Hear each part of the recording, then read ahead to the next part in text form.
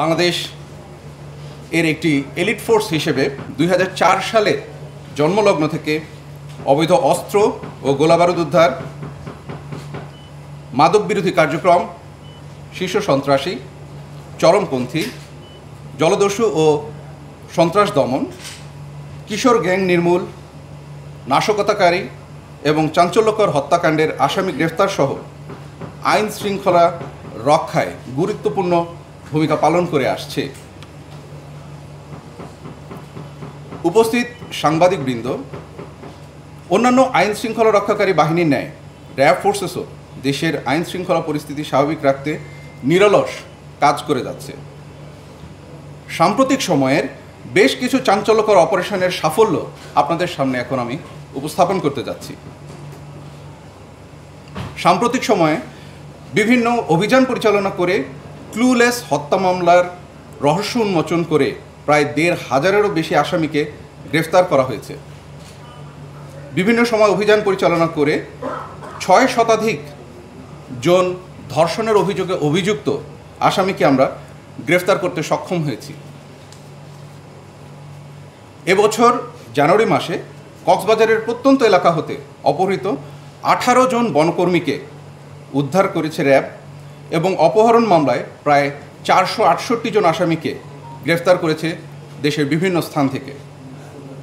সম্প্রতি সময়ে র্যাব কর্তৃক অভিযান পরিচালনা করে রাজধানীর মোহাম্মদপুরের আলোচিত শীর্ষ সন্ত্রাসী কবজিকাটা গ্রুপের প্রধান কবজিকাটা আনোয়ারকে গ্রেফতার করা সহ আরও 6 জন শীর্ষ সন্ত্রাসীকে গ্রেফতার করতে সক্ষম হয়েছে এই র্যাপিড অ্যাকশন ব্যাটালিয়ন। জুলাই 2024 আন্দোলন পরবর্তী সময়ে সর্বমোট 5 শতাধিক অস্ত্র ও 20,000-এরও বেশি গোলাবারুদ উদ্ধার করেছে র্যাব, যেগুলোর মধ্যে বাংলাদেশ পুলিশ ও র্যাবের লুট হয়ে যাওয়া অস্ত্র এবং গোলাবারুদও রয়েছে। দেশের বিভিন্ন স্থানে প্রায় 3,500-এরও অধিক জন মাদক কারবারিকে গ্রেফতারের পাশাপাশি জব্দ করা হয় বিপুল পরিমাণ মাদক, যেমন ইয়াবা, হেরোইন, ফেন্সিডিল, গাঁজা এবং বিদেশি মদ। দেশের বিভিন্ন স্থান হতে অভিযান পরিচালনা করে 1,000-এরও অধিক কিশোর গ্যাং সদস্য এবং ছিনতাইকারীকে আমরা গ্রেফতার করতে সক্ষম হয়েছি। ইতালিতে উন্নত জীবনের প্রলোভন দেখিয়ে লিবিয়ায় আটকে নির্যাতন করে তাদের কাছ থেকে মুক্তিপণ দাবি এবং হত্যার ঘটনায় জড়িত আন্তর্জাতিক মানব পাচারকারী চক্রের সদস্যসহ মানব পাচার বিরোধী অভিযান পরিচালনা করে প্রায় 50 জনকে গ্রেফতার করে তাদেরকে আইনের আওতায় নিয়ে আসতে সক্ষম হয়েছে এই ব্যাটালিয়ন। গার্মেন্ট শিল্পে অস্থিতিশীলতা রোধে র্যাব অভিযান পরিচালনা করেছে এবং এই অভিযান পরিচালনা করে শ্রমিক আন্দোলনের নামে সহিংসতায় জড়িত সন্ত্রাসীদেরকে চিহ্নিত করেছে এবং গ্রেফতার করেছে, যার ফলে গার্মেন্ট শিল্পে স্থিতিশীলতা ফিরিয়ে আনতে র্যাব দৃঢ় ভূমিকা রেখেছে। পল্লী বিদ্যুতের অরাজকতা রোধেও র্যাব নিরলসভাবে কাজ করে যাচ্ছে। সাম্প্রতিক সময়ে দেশের বিভিন্ন কারাগার থেকে পলাতক প্রায় 225 জন আসামিকে গ্রেফতার করা হয়েছে। এছাড়াও দেশের বিভিন্ন স্থান হতে প্রায় 287 জন ডাকাতকে বিভিন্ন ধরনের অস্ত্রসহ গ্রেফতার করেছে এই র্যাপিড অ্যাকশন ব্যাটালিয়ন।